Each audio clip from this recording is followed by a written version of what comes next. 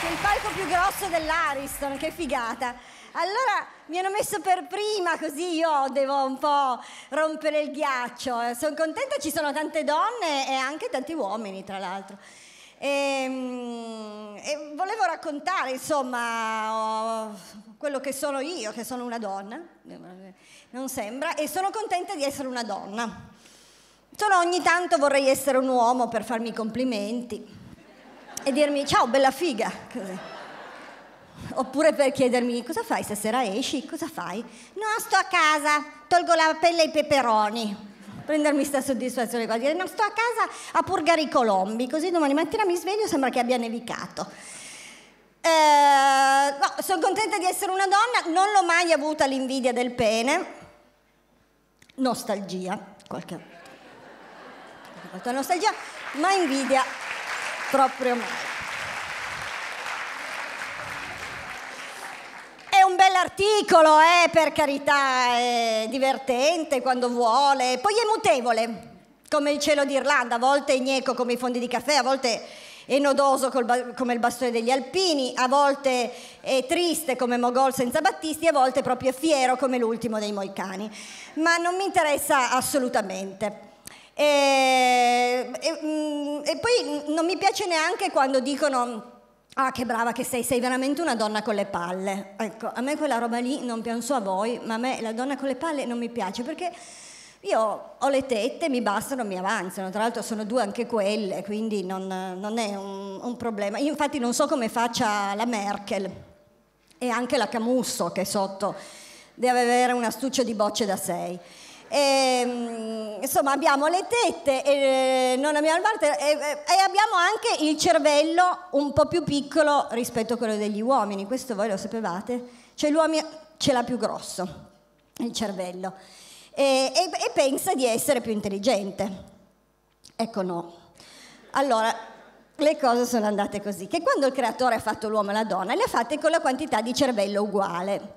Solo che mentre la donna andava, veniva, beveva alle sorgenti, schivava i dinosauri, si riparava nelle caverne, mangiava le bacche, l'uomo no. L'uomo era un cretino.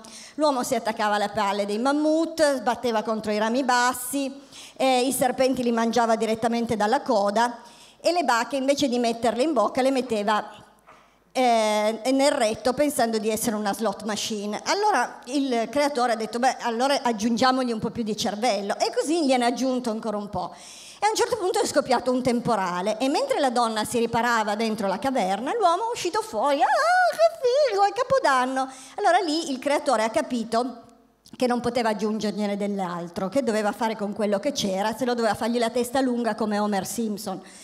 Ed ecco spiegato perché l'uomo ha più cervello. No, sono contenta di essere una donna anche di spettacolo, perché ci sono anche dei bellissimi modelli femminili nel mondo dello spettacolo.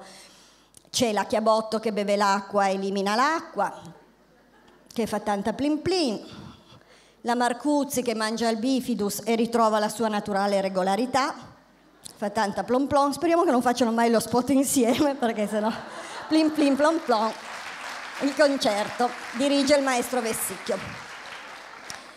Quello che non mi piace spesso nelle donne di spettacolo, quelle che magari hanno anche raggiunto il successo, non si capisce come, per 2 doti credo, quella davanti e quella dietro, che quando sono intervistate da questi giornalisti rispondono così. Allora il giornalista chiede come è arrivata al successo? Ho fatto tanta gavetta.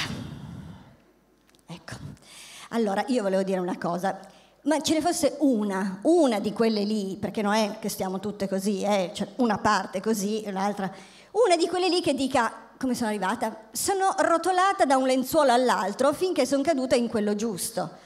Come sono arrivata al successo? L'ho data via, guarda che sarebbe veramente innovativo, sarebbe altro che TED. L'ho data via a San Frontiero, l'ho data via come, guarda, il Gran Turco e i piccioni di Piazza San Marco, l'ho data via.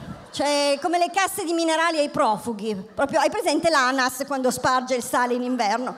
Così, senza neanche controllare, cioè proprio c'è stato un traffico lì sotto come nella piazzetta di Capri a Ferragosto, proprio. Se c'era da darla una volta, la davo anche 2 per precauzione, guarda. Oppure quando i giornalisti fanno quelle belle domande del tipo: ma qual è il tuo peggiore difetto? Perché i giornalisti fanno delle domande. E loro fanno la faccia della Gioconda che ha preso la purga. Il mio peggior difetto... mi piace leccare lo zucchero a velo dei Krafen. Il mio peggior difetto, credere ancora tanto nell'amicizia. Ma capisci? Ma una che dica il mio peggior difetto, tiro di coca, guarda, tiro di coca, che è un casino, guarda.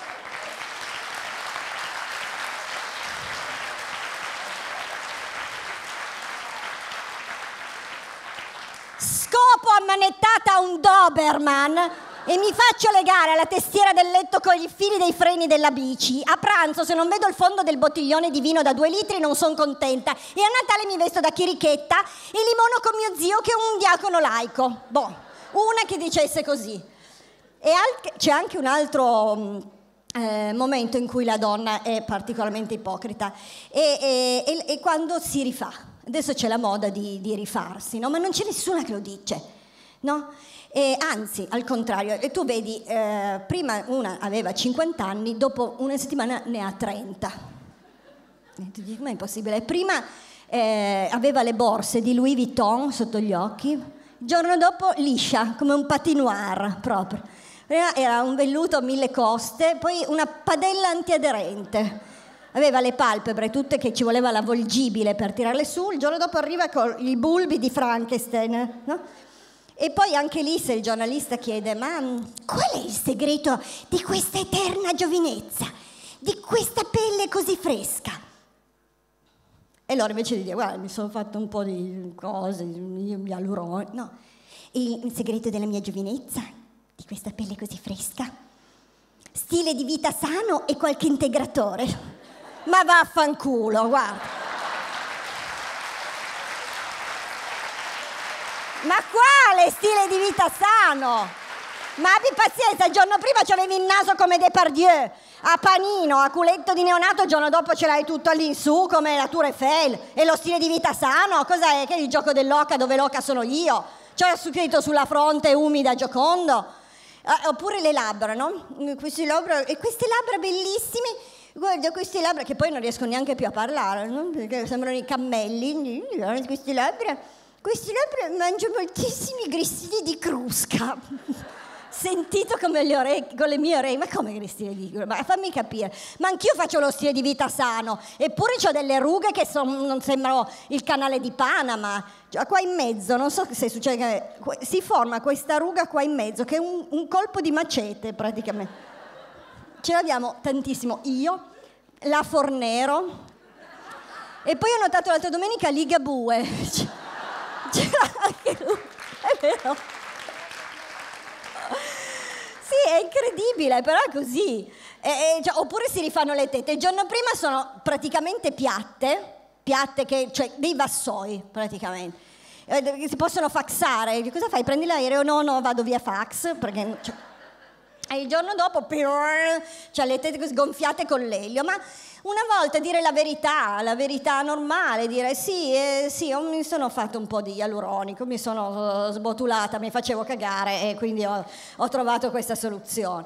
No, perché poi dicono alle donne, ma l'importante non è essere belle fuori, ma essere belle dentro. Ma quanto mai? Dentro dove? Del colon? Dobbiamo essere... No, è anche importante essere belle fuori. Per i maschi è più semplice, per le donne no. Io ogni tanto vorrei svegliarmi la mattina e di avere, non so, il culo di Penelope Cruz, il corpo di Cameron Diaz e le tette della cucinotta. E invece poi mi guardo e ho insomma, il culo così di Bruno Vespa, il corpo di Mentana e le tette di Giacobbo.